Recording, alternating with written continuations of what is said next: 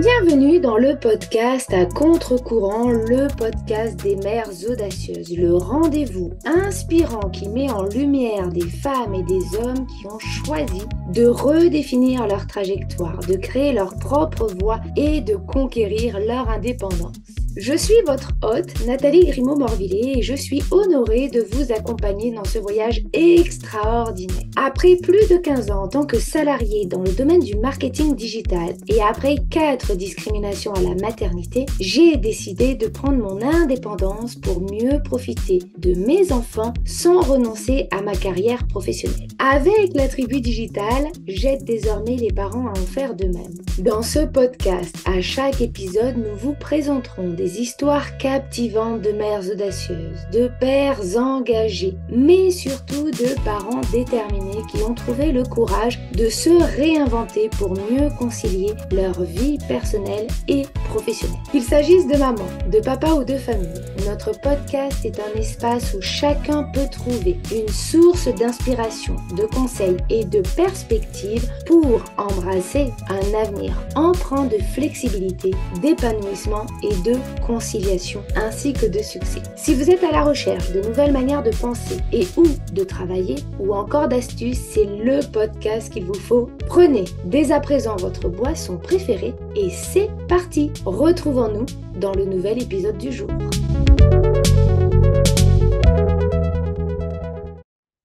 Bienvenue dans ce nouvel épisode de podcast Mom Tips. Mom Tips, ce sont des petits épisodes plutôt rapides pendant lesquels je vous partage mes astuces, mes conseils, mes prises de conscience en tant que mompreneur pour vous permettre d'atteindre vos objectifs et surtout déconstruire des croyances portées par la société, nos proches, parfois même par nous-mêmes et qui impactent négativement notre quotidien.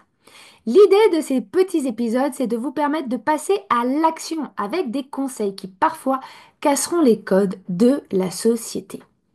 Aujourd'hui, nous allons parler de changement, mais pas n'importe lequel. Celui que vous décidez. Celui qui va vous permettre de créer une vie qui vous ressemble vraiment. Préparez-vous à faire le point car 2025 pourrait bien être l'année où tout change pour vous. Vous allez découvrir une méthode simple pour analyser 7 domaines clés de votre vie, identifier ce qui vous freine et surtout agir de manière stratégique pour avancer vers votre propre définition du succès. Allez, c'est parti, on y va. Mais avant de décider quoi que ce soit, il faut savoir où vous en êtes. Faire le bilan, c'est un acte de courage. On prend le temps de regarder les choses en face avec honnêteté. Pourquoi? Parce que parfois, on s'accroche à des choses ou à des habitudes qui nous ont aidés par le passé, mais qui aujourd'hui nous freinent. Alors, prenez un instant et posez-vous cette question. Qu'est-ce qui, dans ma vie actuelle, m'empêche de vivre pleinement la vie que je souhaite? Dans ce bilan, je vous invite à segmenter les choses. Nous allons faire un bilan en 7 points. Et pour chacun d'entre eux, posez-vous une question simple. Est-ce que ça me convient? Est-ce qu'il me manque quelque chose ou est-ce que cela prend trop de place dans ma vie? Premier sujet, les relations. Quelles relations dans votre vie vous boostent, vous soutiennent, vous motivent et à l'inverse, lesquelles vous épuisent ou vous freinent? Deuxième sujet, l'amour. Est-ce que vous êtes bien dans votre relation amoureuse? Et si vous êtes en couple, est-ce que vous prenez suffisamment de temps à deux? Si vous êtes seul, est-ce que vous prenez suffisamment soin de vous avec autant d'amour que ce que vous aimeriez en recevoir? Troisième sujet, l'argent. Est-ce que votre gestion financière vous rassure ou vous stresse? Est-ce que vous avez des projets que vous n'osez pas financer?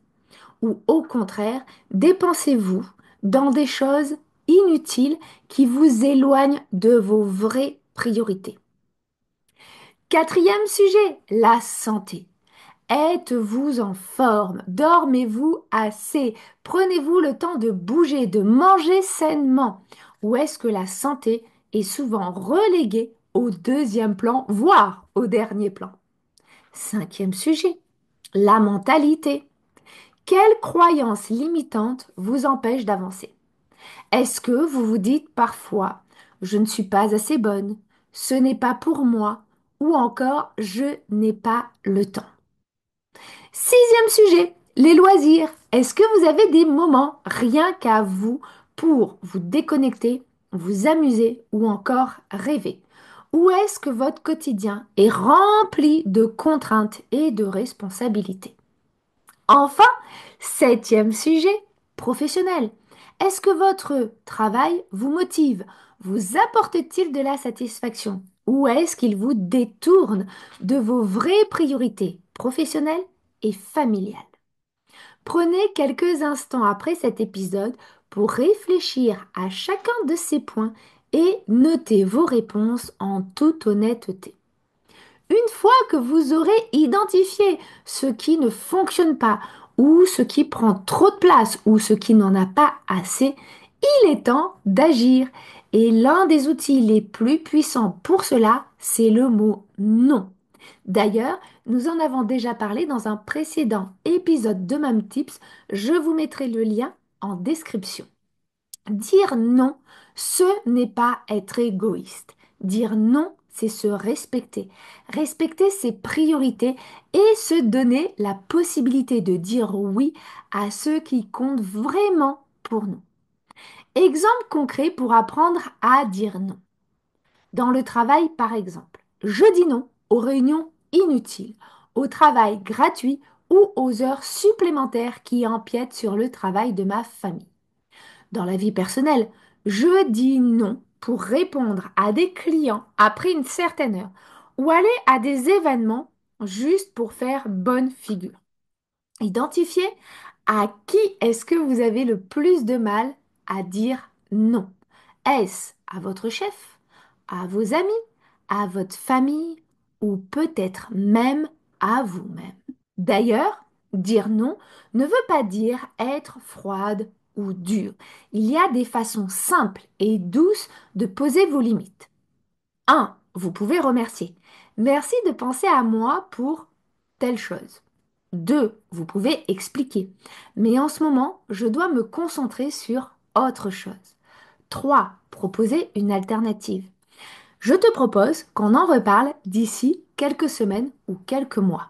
Rappelez-vous, chaque fois que vous dites non à quelque chose qui ne vous convient pas, vous dites oui à ceux qui comptent vraiment pour vous. Faire le bilan est donc le premier pas pour changer votre vie. Identifiez ce qui vous convient, ce qui manque, ce qui prend trop de place, ce qui n'en prend pas assez. Puis, apprenez à dire non avec affection pour libérer du temps et de l'énergie pour ce qui vous importe vraiment. Vous avez le pouvoir de créer une vie qui vous correspond, un choix à la fois. Et qu'est-ce que vous allez changer en 2025?